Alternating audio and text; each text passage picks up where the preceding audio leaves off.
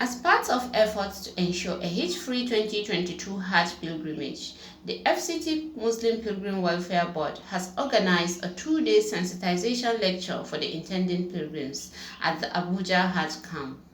The director of the FCT Pilgrims Welfare Board, Alhaji Muhammad Nasir Amalan, revealed why the board deemed it fit to start the sensitization at this time. Deliberately, we started now. And I don't think it is early because, like I said, we have 3 more sessions coming after this. So, and some of the sessions are practical sessions. You understand? So we thought we should start from the foundation itself. You know, what is Hajj? You know, what are the Hajj rites?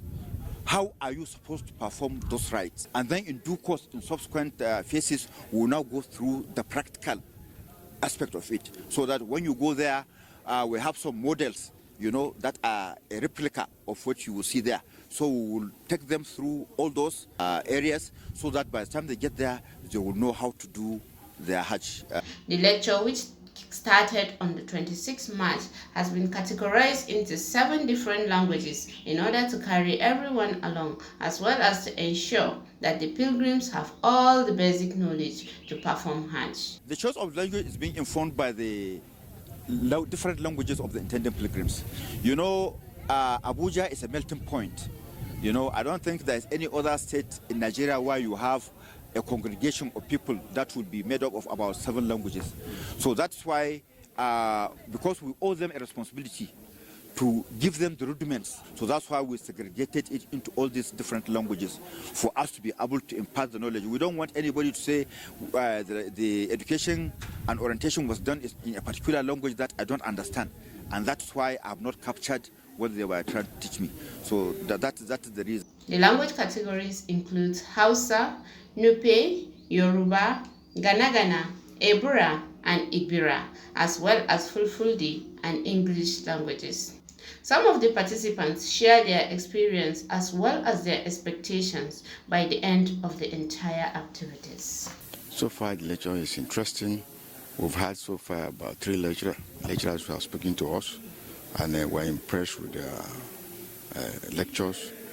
It's inspiring. It's actually going to prepare us for the Hajj. The present lecture is about the virtues of Hajj, essence of going to Hajj, and how to prepare to go to Hajj. I think all of us testify that we need this lecture badly, because we really have to know how to prepare for this Hajj operation. So far, it's very good. Since this is my first pregnancy, so I'm finding it very interesting. Feel a lot of things that I don't know before. This is going to be possible this year, unlike the previous 2 years that we could not go because of the coronavirus. My prayer is that this has to be a very successful one.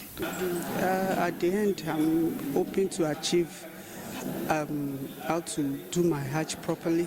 According to him, there's a pass, there's a failure. At least I should come back and be able to pass. You have already intended to perform. You invested a lot, and you are going to leave behind your husbands, your wives, your children, your job, your country, and go to spend as many as 20 or even 30 days. This must have been a very, very serious journey. That's why it requires what? It requires your commitment and your adequate preparation.